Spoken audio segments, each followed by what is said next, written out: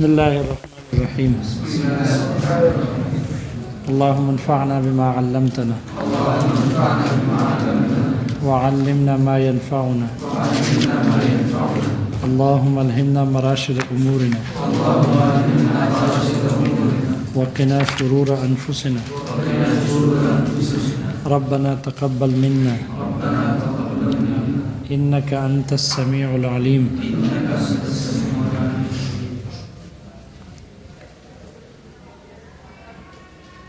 حروف عاطفہ میں سے ہے حرف حتی، جو غایت کے معنی کے لیے آتا ہے، انتہا بتانے کے لیے آتا ہے حقیقی معنی میں، اور حروف عاطفہ میں سے شمار کیا گیا ہے، اس لیے عطف کا معنی بھی دیتا ہے، لیکن یہ مجازی ہے.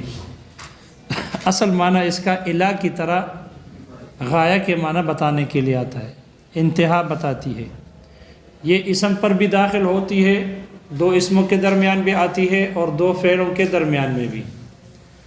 اگر دو اسموں کے درمیان میں آ جائے تو یہ غایت کے معنی کے ساتھ ساتھ عطف والا معنی بھی دیتا ہے. تو عطف کا معنی بھی ہوتا ہے اس میں اور غایہ کا معنی بھی ہوتا ہے، جیسے کہ استنت الفصال حتی القرع، تو حتی کا ما قبل میں امتداد ہے اور حتی کا ما بعد معطوف اس کے لیے غایہ بن سکتی ہے. اور افعال میں ان کی جگہ استعمال کیے ہیں کہ اگر افعال پر داخل ہو تو اس صورت میں اس حتی کو غایہ کے معنی میں بنایا جاتا ہے. ایسی غایہ ہے کہ جو ابتدائی کلام نہ ہو، غایہ ہو لیکن ابتدائی کلام نہ ہو، اور یا وہ غایہ ہوگا دوسری قسم، وہ حتی کو غایہ بنایا جائے گا، ایسا غایہ ہوگا کہ وہ کلام مستانف ہوگا، ایک نیا کلام شروع ہوگا، ما قبل سے کوئی تعلق نہ ہوگا. جیسے کہ سرت حتی ادخلہا، سرت حتی ادخلہا، تو سرت بھی فعل ہے اور حتی ادخلہا، ادخلہ بھی فعل ہے، دو فعلوں کے درمیان میں آ گئی ہے. اس لیے یہاں اس حتی کو ایسا غایہ بنایا گیا ہے کہ اس کا ما بعد ما قبل کا جز ہے، اس کا متعلق ہے. جیسے کہ الہ کی صورت میں ہوتا ہے، ما بعد ما قبل میں داخل ہوتا ہے، اس کا متعلق بنتا ہے اور محل اعراب بنتا ہے اس کے لیے. اس لیے یہ بھی یہاں اسی طرح ہے. اور سرت میں حتی میں غایہ والا معنی بھی پایا جاتا ہے کہ یہ سیر دخول بلد پر ختم ہو. سرت حتی ادخلہا، تو حتی کا ما قبل سرت ہے اور یہ سیر ایسا فعل ہے جو ممتد ہو سکتا ہے. جب ممتد ہے اور دخول بلد اس کے لیے غایہ بن سکتی ہے کہ یہ سیر ختم ہو جائے دخول بلد پر، تو اس میں غایہ والا معنی بھی ہے. اور یہ جو حتی کا ما بعد فعل ہے، یہاں چونکہ ان چھپا ہوا ہے، بتاویل مصدر کے ہو کر یہ مجرور ہو کر متعلق ہو جائے گا سرتوں کے. تو یہاں حتی کا ما بعد اس کے لیے غایہ بھی بن سکتی ہے اور حتی یہ متعلق بھی ہے ما قبل کے لیے، مفعول بن جائے گا. مفعول بھی بن جاتا ہے مفعول غیر صریح. اور دوسری مثال میں جیسے کہ خرجت النساء حتی خرجت ہند، خرجت النساء حتی خرجت ہند، عورتیں نکلی حتیٰ کہ یہاں تک کہ ہندہ بھی نکل گئی، یہاں تک کہ ہندہ بھی نکل گئی. تو حتیٰ کا ما قبل جو فعل ہے، دو فعلوں کے درمیان میں کلمہ حتیٰ آ گیا اور یہ حتیٰ کا کلمہ غایہ کا معنی بھی دے رہی ہے، اور اس طور پر غایہ کا معنی دے رہی ہے کہ ما بعد والا حتیٰ کا ما بعد ما قبل کے ساتھ تعلق نہیں ہے اس کا. حتیٰ کا ما بعد کلام مستانف ہے، ایک ابتدائی جملہ ہے، نیا کلام ہے، اور اس میں غایہ والا معنی پائے جاتے ہیں. اس لیے کہ خروج نساء میں امتداد ہے. ویسے خروج تو فعل آنی ہے، نکل جانا ہی فعل ہے، اس میں امتداد نہیں ہے. لیکن بحدوث الامثال و بتجدد الامثال، عورتوں کا نکلنے میں امتداد ہے. عورتیں نکلتی گئی، عورتیں گھروں سے نکلی، عورتیں نکلتی گئی، تو ان میں امتداد ہے اور یہ امتداد ختم ہو جاتی ہے ہندا کے نکلنے پر، اس لیے کہ ہندا یا قوم کی سب سے اعلیٰ فرد ہوگی یا قوم کی سب سے ارذل اور کمزور مخلوق ہوگی، یعنی ان کی خادمہ ہوگی۔ تو زیارت کرنے کے لیے ساری عورتیں نکل آئی، ساری عورتیں نکل آئی، یہاں تک کہ عورتوں کا نکلنا کی انتہا ہو گئی ہندا کے نکلنے تک، اس لیے کہ عورت ان سب عورتوں میں یا تو ان کے اعلیٰ ہے، تو ساری عورتیں نکلی، یہاں تک کہ ہندا بھی زیارت کرنے کے لیے نکل گئی کہ عثمان اپنے محل اپنے وطن تشریف لا رہے ہیں، تو زیارت کے لیے ساری عورتیں نکلی، حتیٰ کہ ہندا بھی نکل آئی۔ اور یا وہ قوم میں خادمہ ہوگی، ساری عورتیں زیارت کے لیے نکلی، یہاں تک کہ ان کی ملازمہ ہندا بھی نکل آئی۔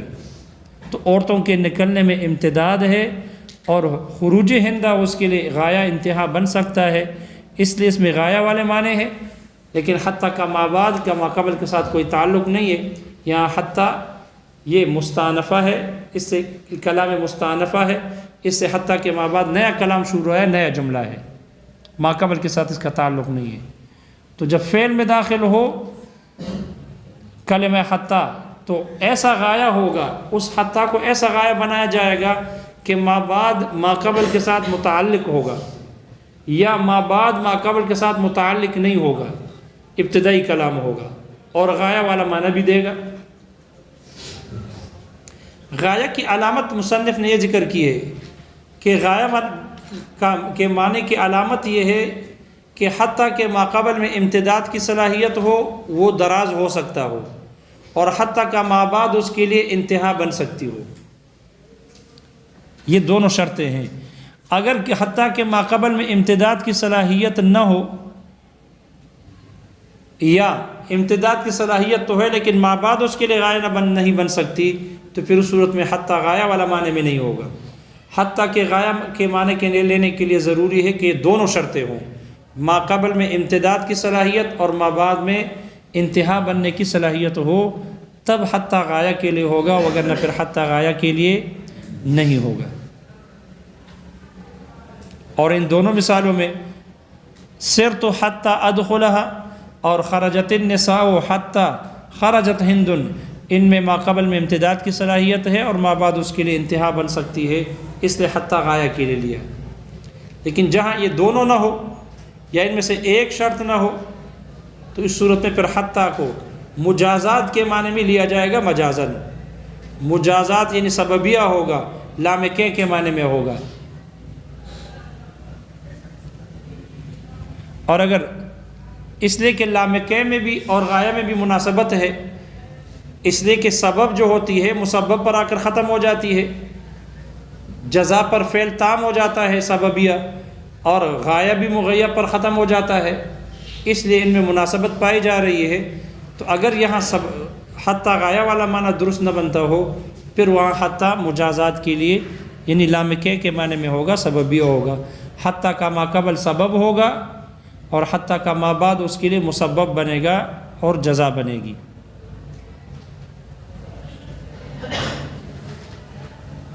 اور جہاں پر ماقبل میں سبب بننے کی صلاحیت بھی نہ ہو، یا مابعد اس کے لیے جزا بننے کی صلاحیت نہ رکھتی ہو، سبب تو بن سکتا ہے لیکن مابعد جزا نہیں بن سکتی، تو پھر اس صورت میں حتیٰ کو محض عطف کے لیے لیا جائے گا۔ وہ حتیٰ غایہ والا معنی نہیں ہوگا، اس میں صرف اور صرف محض عطف کے لیے آئے گا، اور اس کے ساتھ غایہ والا معنی نہیں ہوگا۔ پھر حتیٰ عطف کے لیے ہوگا، اور عطف میں کون سا حرف عطف ہوگا اس میں اختلاف ہے۔ بعض حضرات کہتے ہیں فا کے معنی میں ہوگا تعقیب مع الوصل، بعض حضرات کہتے ہیں ثم کے معنی میں ہوگا للتراخی، اور جبکہ شارح نے کہا کہ بعض حضرات نے کہا ہے کہ یہ واو کے معنی میں ہوگا۔ تو حتیٰ جب دو افعال کے درمیان میں آ جائے، دو فعلوں کے درمیان میں آ جائے، تو تین صورتیں ہوگی، تین قاعدے ہو گئے۔ پہلا قاعدہ یہ کہ اگر حتیٰ کا ماقبل میں امتداد اور مابعد اس کے لیے انتہا بن سکتی ہو، وہ حتیٰ غایہ کے لیے ہوگا۔ اگر ماقبل میں امتداد اور مابعد اس کے لیے غایہ نہ بن سکتا ہو، تو پھر یہ مجازات کے معنی میں ہوگا۔ مجازات کے معنی میں، یہ نیلام کے معنی میں ہوگا۔ اس کے لیے ضروری ہوگا کہ ماقبل فعل سبب بن سکتا ہو اور مابعد اس کے لیے جزا اور مسبب بن سکتا ہو۔ لیکن اگر ماقبل میں سببیت اور مابعد اس کے لیے مسبب نہ بن سکتا ہو، مجازات کے لیے دینا بھی درست نہ ہو، تو پھر اس صورت میں تیسرا ہے کہ یہ عطف محض کے لیے ہوگا، محض عطف والا معنی دینے کے لیے آئے گا، اس میں غایہ والا معنی نہیں ہوں گے۔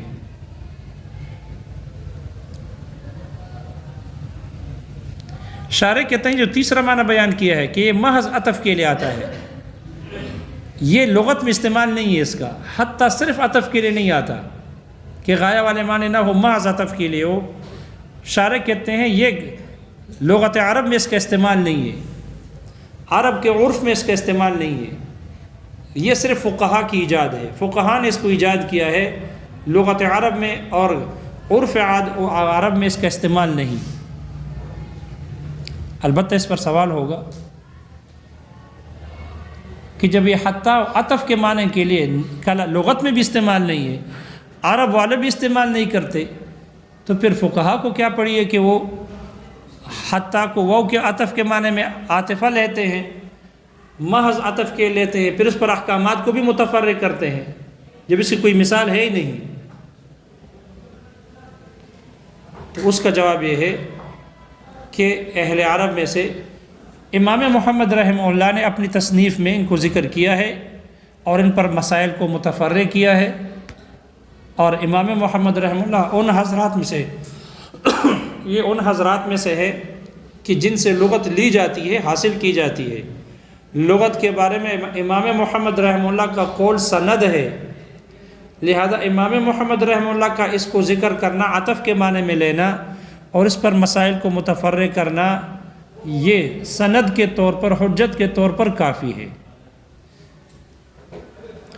دوسری بات یہ کہ علماء نے لکھا ہے کہ الفاظ سے مقصود معانی ہوتے ہیں، اور الفاظ سے معنی لینے میں فقہا یہ نحویین پر مقدم ہے، لہذا اگر نحویین نے کسی لفظ کا کوئی معنی بیان نہیں کیا، اس کی کوئی مثال ذکر نہیں کی، تو فقہا اگر کسی لفظ کے معنی پر کوئی مسئلہ متفرق کر دے، کوئی معنی لے لے ان سے، بے شک نحویین نے اس کی کوئی مثال ذکر نہ کی ہو، تب بھی چونکہ فقہا الفاظ سے معنی حاصل کرنے میں نحویین پر مقدم ہے، اس لیے چونکہ فقہا نے اس کو بیان کیا ہے، اس لیے یہ اعتراض کرنا درست نہیں ہے کہ نحویین نے اس کی کوئی مثال ذکر ہی نہیں کی، کوئی جزئی اس کا آئی نہیں ہے، تو پھر اس پر احکامات، اس کا عطف والا معنی مراد لینا اور پھر اس پہ احکامات کو متفرق کرنا فقہا کے لیے درست نہیں، یہ اعتراض درست نہیں، اس لیے کہ فقہا معانی لینے میں، الفاظ سے معانی حاصل کرنے میں نحویین پر مقدم ہے۔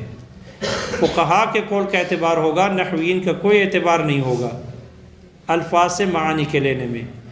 اور ویسے بھی جزیات کے حاصل کرنے میں، جزیات کے اگر کسی مسئلے میں مجاز لینے میں جزیات نہ ہو، اگر کسی مجازی معنی کے لینے کے لیے کوئی جزئی موجود نہ ہو،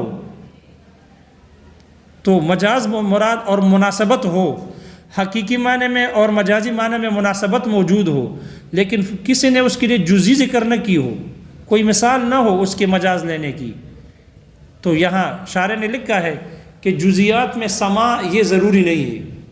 اگر کسی لفظ کے حقیقی اور مجازی معنی کے درمیان مناسبت پائی جا رہی ہے، تو چاہے اس کی جزیات فقہا نے، نحویین نے ذکر کی ہو یا نہ کی ہو،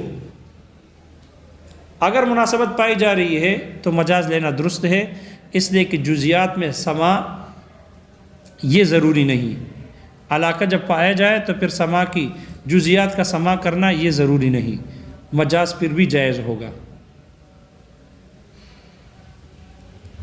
اس لیے یہ تیسرے معنی کے اعتبار سے فقہا نے محض عطف کے معنی میں لیا ہے۔ اس کی مثال ہوگی جیسے کہ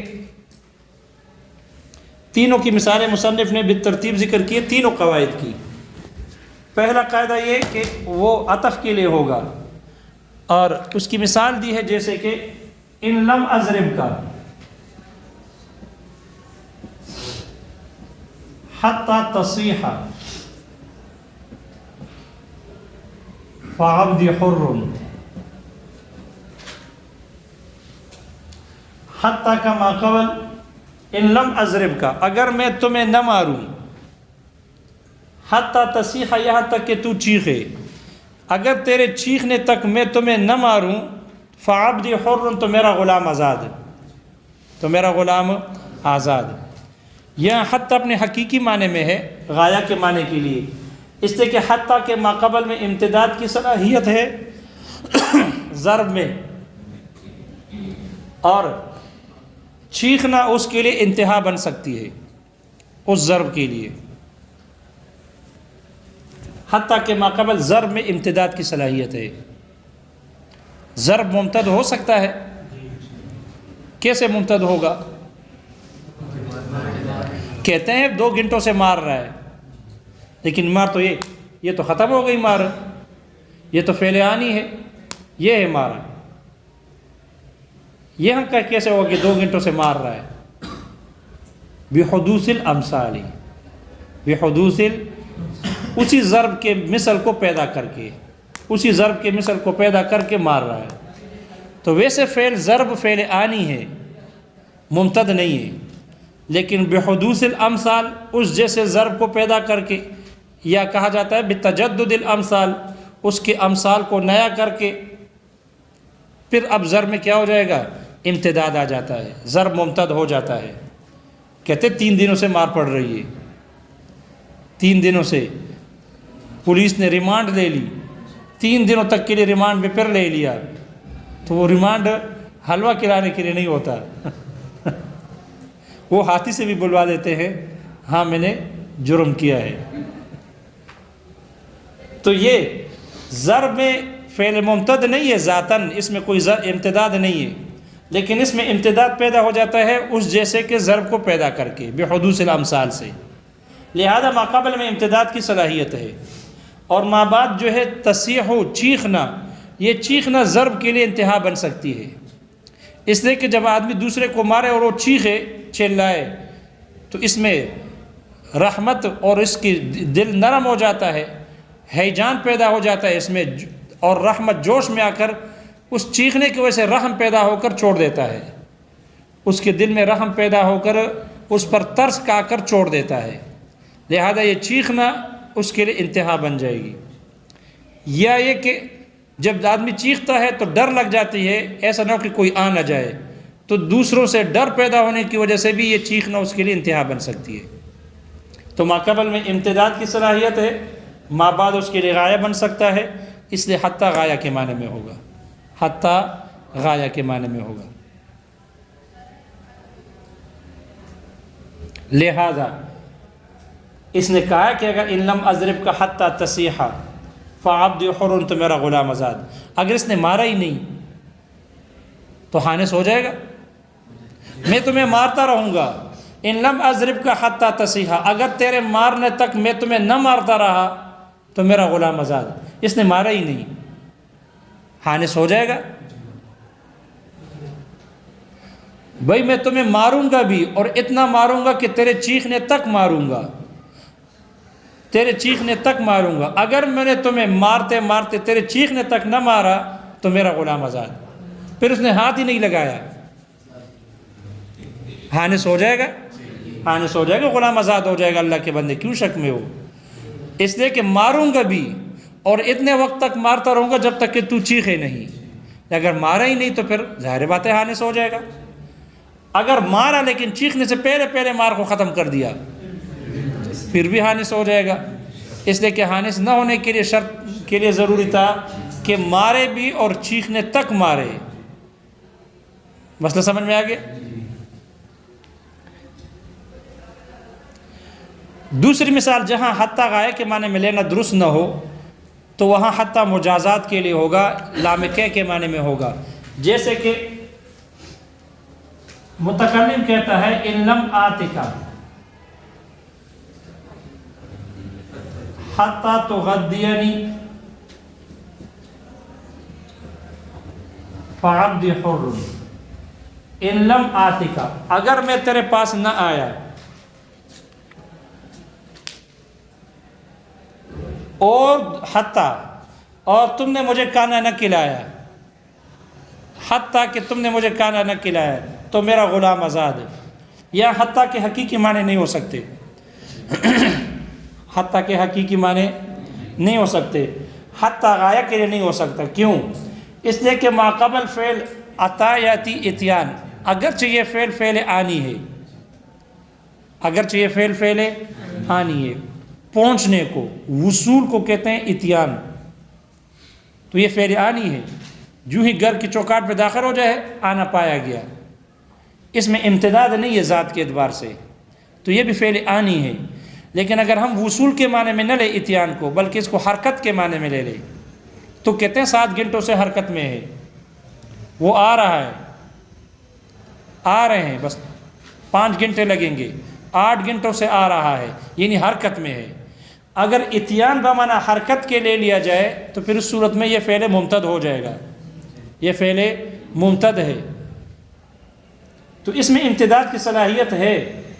لیکن حتیٰ تغد یعنی یہ تغد یعنی کانا کلانا، یہ اس کے لیے غایہ نہیں بن سکتا. یہ اس کے لیے غایہ ایسا نہیں ہو سکتا کہ یہ آنا کانا کلانے پر ختم ہو جائے. دیکھو یہاں مارنا چیخنے پر ختم ہو جاتا ہے، لیکن یہاں آنا یہ کانے کلانے پر ختم نہیں ہوگا، بلکہ اگر وہ آئے گا تو اگر کانا کھلائے گا تو وہ کل پھر آئے گا، اگر کانا کھلائے گا تو وہ پھر آئے گا. تو یہ کانا کھلانا یہ غایہ اور انتہا نہیں بن سکتی آنے کے لیے، اتیان کے لیے. اس لیے ما بعد اس کے لیے غایہ نہیں بن سکتی. ما بعد اس کے لیے انتہا اور حتیٰ کو غایہ کے معنی میں لینے کے لیے دونوں شرطیں تھیں. ما قبل میں امتداد کی صلاحیت ہو، ما بعد انتہا بن سکتی ہو.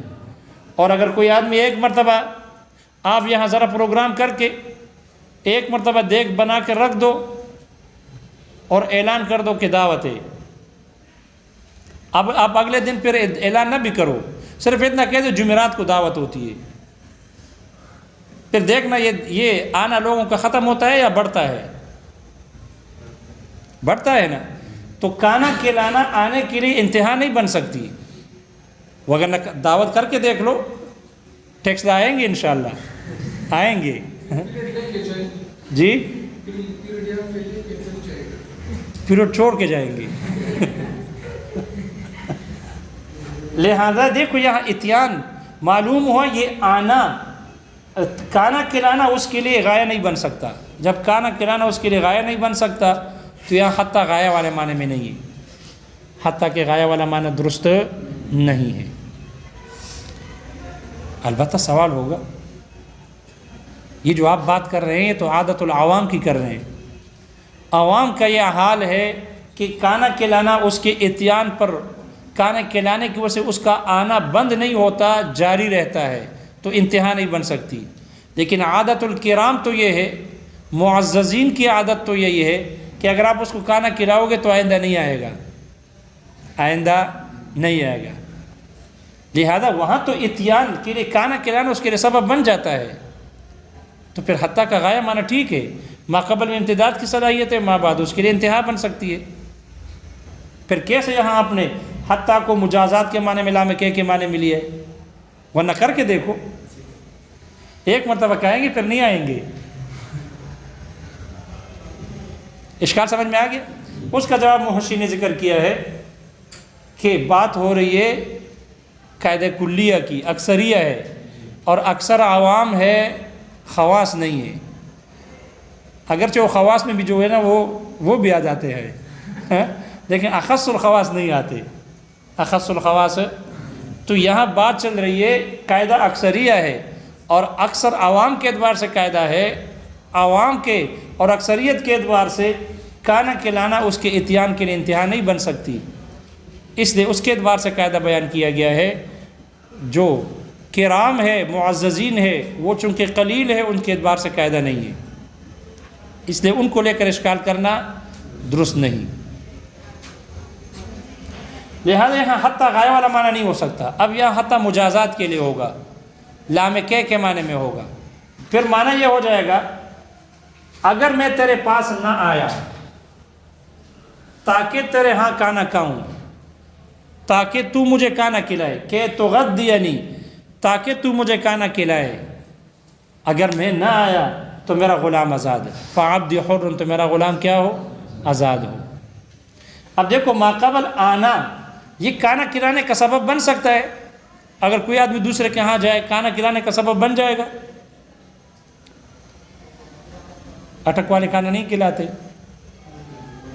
جی، ان لم آتکا یعنی آؤں گا، ان لم آتکا اگر میں نہ آیا یعنی میں آؤں گا تاکہ تو مجھے کھانا کھلائے، تو یہ آنا کسی کے ہاں کھانا کھلانے کا سبب ہے، بھئی آئے گا تو کھانا کھلائے گا نا، تو یہ آنا اس کے لیے مخاطب کا اس کو کھانا کھلانے کا سبب بنتا ہے، متکلم کا آنا مخاطب کے لیے کھانا کھلانے کا سبب ہو جائے گا، لہذا یہ آنا سبب ہے تو حتیٰ کا ماقبل سبب بنتا ہے کھانا کھلایا جانے کا ماں بعد کے لیے، اور ماں بعد اس کے لیے جزا بن سکتی ہے مسبب، لہذا عطف غائے والا معنی درست نہیں اور سببیہ والا لام کہ کے معنی میں لینا درست ہے، اس لیے حتیٰ کا ماقبل سبب بنے گا اور ماں بعد اس کے لیے جزا بن جائے گی۔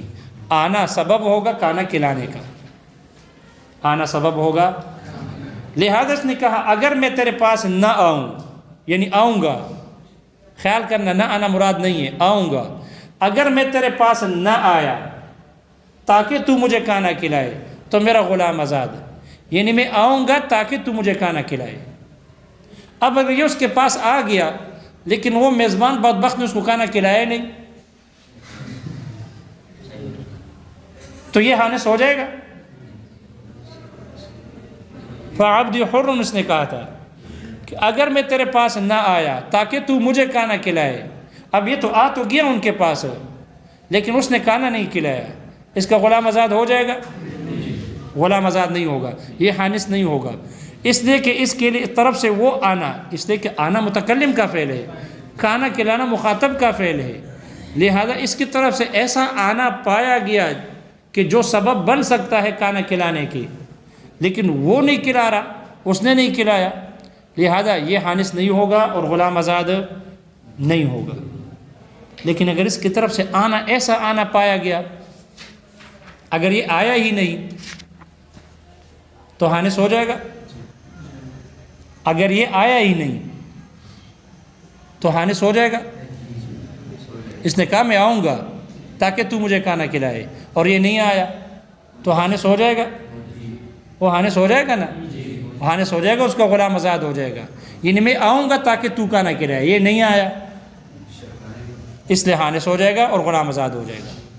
یہ آنا تو پایا گیا لیکن وہ آنا ایسا آنا تھا کہ جو کھانے کھلانے کا سبب نہیں بن سکتا تھا، مطلب آیا ہی 1-2 منٹ کے لیے روڈ ہی پر السلام علیکم کہہ کر جو نکل گیا تو 1-2 منٹ کے لیے کھانے کھلانے کا سبب بن جاتا ہے، کیونکہ یہ اتنے دیر تو نہیں ٹھہرا کہ جو اس کا سبب بن جائے کھانا کھلانے کا، اس لیے پھر بھی حانس ہو جائے گا، یہ آنا نہ آنا شمار ہے اس لیے حانس ہو جائے گا۔ یا یہ اس کے پاس آیا تو ہے لیکن آیا ہے مارنے کے لیے، لڑنے کے لیے آیا، تو جو آدمی کسی کے پاس لڑنے کے لیے یا مارنے کے لیے یا گالی دینے کے لیے جائے وہ کھانا کھلانے کا سبب ہوگا؟ نہیں ہوگا، لہذا حانس ہو جائے گا، کیونکہ گویا کہ اس کی طرف سے آنا ہی نہیں پایا گیا۔ آنا بھی ایسا آنا ہو کہ جو کھانا کھلایا جانے کا سبب ہو، یعنی اتنے دیر رہے کہ اس میں آدمی کھانا کھلا سکتا ہو، پھر وہ کھانا کھلائے نہ کھلائے وہ الگ مسئلہ ہے، لیکن اس کی طرف سے ایسا آنا ضروری ہے۔ ایک مسئلہ سمجھ میں آ گیا؟ یہ ہے مجازات کے معنی میں ہے۔ تیسری مثال دی ہے جیسے کہ وَإِن لَمْ آتِكَ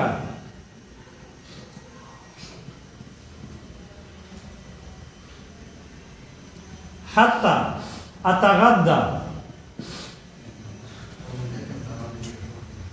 حَتَّى أَتَغَدَّى عِنْدَكَ فَعَبْدِي حُرٌّ تو میرا غلام کیا ہو؟ آزاد ہے۔ اب دیکھو اگر میں تیرے پاس نہ آیا اور حتی اتغدی تاکہ میں کھانا کھاؤں، واحد متکلم کا صیغہ ہے، تاکہ میں کھانا کھاؤں، تاکہ میں تیرے پاس کھانا کھاؤں تو میرا غلام آزاد ہے۔ تو یہاں دیکھو حتی کا جو ماقبل ہے یہ سببیہ نہیں بن سکتا، اس لیے لام کہ نہیں ہوگا، کیوں؟ اس لیے کہ ماقبل فعل وہ بھی متکلم کا فعل ہے، اور جو ما بعد جزا ذکر کی گئی ہے وہ بھی متکلم کا فعل ہے، تو متکلم کا ایک فعل دوسرے فعل کے لیے سبب نہیں بن سکتا، یا متکلم ہی کا فعل اس کے لیے فعل کے لیے جزا نہیں بن سکتی۔ اور یہاں دونوں متکلم کا فعل ہے عادتاً، یہ قید لگانی پڑے گی ورنہ اشکال ہوگا۔ متکلم ہی کا فعل اس کے فعل کے لیے جزا نہیں بن سکتی عادتاً، یعنی متکلم اپنے آپ کو عادتاً بدلہ نہیں دیتا، متکلم اپنے آپ کو عادتاً بدلہ نہیں دیتا، ایسا نہیں کرتا کہ امتحان میں پہلی پوزیشن آ گئی اب اس جیب سے پیسے نکال کے اس جیب میں ڈال کر اپنے آپ کو شاباشی دے دے کہ بہت اچھا کام کیا۔ عادتاً متکلم کا فعل اس کے لیے بدلہ نہیں بن سکتی، اپنے آپ کو بدلہ نہیں دیتا۔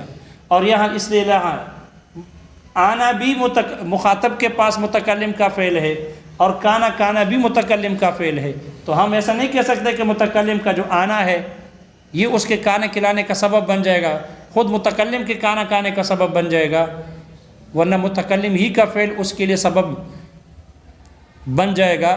متکلم کا فعل خود متکلم عادتاً اپنے آپ کو بدلہ نہیں دے سکتا، اور اس سے یہ لازم آ رہا ہے، اس لیے یہاں حتیٰ کے معنی میں نہیں ہوگا، مجازات کے لیے نہیں ہوگا۔ یہ عادتاً کی قید لگائی تاکہ اشکال نہ ہو، یہی وجہ ہے۔ شارح کہتے ہیں یہی وجہ ہے، یہ جو نحویین نے مثال نقل کی ہے، اسلم تو کہ ادخل الجنت، ادخل معروف سے پڑھتے ہیں میں اسلام لایا تاکہ جنت میں داخل ہو جاؤں، تو حتیٰ کے معنی میں حتیٰ ادخل الجنہ، اے کہ ادخل الجنہ۔ تو فقہاء نے شارح کہتے ہیں اس لیے بعض حضرات نے کہا اب دیکھو اسلام لانا سبب بن رہا ہے اس کے جنت کے داخل ہونے کے لیے، متکلم خود ہی اپنے آپ کو جزا دے رہی ہے، اسلام لانے پر اپنے آپ کو بدلہ جنت میں داخل ہونے کا دے رہی ہے۔